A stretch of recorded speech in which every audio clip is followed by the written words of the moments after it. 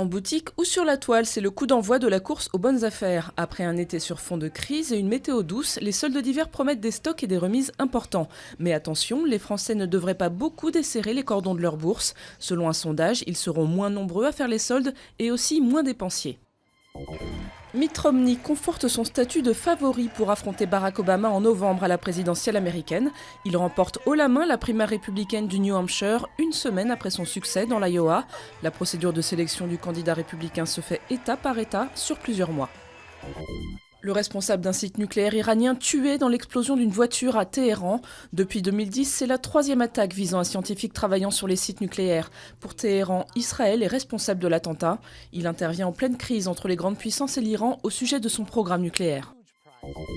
Rebondissement dans l'enquête sur l'attentat contre l'avion du président rwandais Habyarimana en 1994. Les tirs de missiles auraient eu pour point de départ un camp de base de l'armée du régime Hutu de l'époque, ce qui mettrait hors de cause les 7 proches de l'actuel président Kagame qui sont mis en examen dans cette affaire. L'attentat est considéré comme le déclencheur du génocide rwandais. Selon l'ONU, il a coûté la vie à 800 000 personnes. Quand un mythe du cinéma américain s'attaque à un mythe de l'histoire politique américaine, cela donne un film, J. Edgar, signé Clint Eastwood. Edgar, c'est l'énigmatique Edgar Hoover, patron du FBI pendant près de 50 ans, un ennemi juré du crime pétri de contradictions. Pour les mettre à jour, un Leonardo DiCaprio loin de son image de jeune premier, un rôle au parfum de premier Oscar.